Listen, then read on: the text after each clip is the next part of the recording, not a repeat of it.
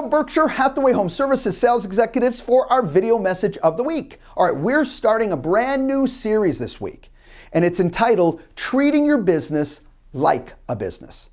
Now, I'm going to jump right in here. We hear a lot about working in as well as on your business. All right, we're going to cover all aspects of that. All right, but I want to jump into this process, this step-by-step process to make sure that not only are you talking about it, but you're living and breathing it. All right, so let's get started. Step one, as we always talk about, starts right here. And that is you have to truly believe you're running a business. See, if you see yourself as a sales executive only, you're going to miss too many opportunities, and your thought process is not going to support this concept of running a business. You know, and I have to tell you this, based on production is meaningless. So from the brand new agent to the highest producer, you're running a business. I guess an example to you is if you were running a sandwich shop and you only had one customer in your first month, okay? Even though your revenue was small, you're still running a business. All right, so step one is you got to believe, actually believe you're running a business, because it'll change the way you think and make decisions. Second tip, all right, and this is really the start of the process. I want you to commit to 1 hour at the beginning of each week. I don't care if you're a late night person or you're an early bird. Regardless, but you got to pick to 1 hour a week that you commit to working on your business. All right, during the week, you're going to be a lot of in your business. This first step is on your business. So what do you do on this hour? Well, let's say for my example, you're going to meet with yourself from 7 a.m. to 8 a.m. in the morning. That's what I'm picking, whatever works for you. And you're basically starting your week. You're beginning your week to make sure you're on track.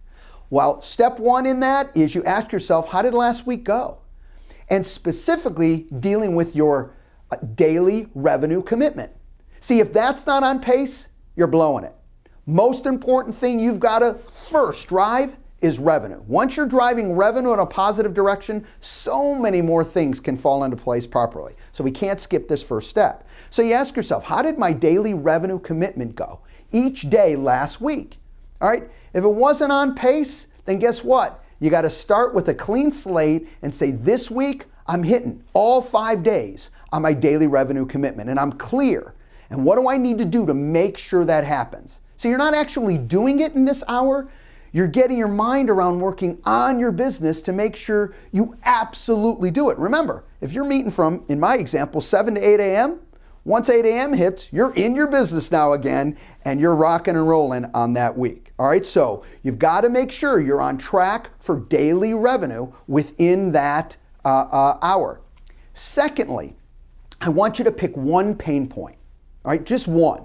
Maybe it's your listing presentation, you feel it's weak. Maybe you're having challenges making appointments. Whatever the case may be is pick the most important, okay, pain point that's stopping your growth in revenue. It's got to tie to revenue. Stopping your growth in revenue. What's that number one pain point? In my example, let's say it is your listing presentation. Great. You're going to work on that one pain point until resolved. Nope. Don't worry about all the other stuff going on. We'll just classify that as part of the whirlwind. But this one pain point, you're going to do everything from go to classes, go to leadership, maybe other sales executives, whatever you need to do to make sure, check, I have completed that pain point. And you know what? That is fixed and helping me move my revenue forward. Look, we're going to have a lot of steps through this series about running a business actually like a business. But it starts as a process. And the first process that you're learning today is you have to take time to meet with yourself and sit down and organize your thoughts and your plan of attack. Second, you got to make sure what you're covering in that hour, okay, is meaningful and will help you move your production forward. All right, more to come later. Have a great week, everybody. We'll talk to you next week. Bye-bye.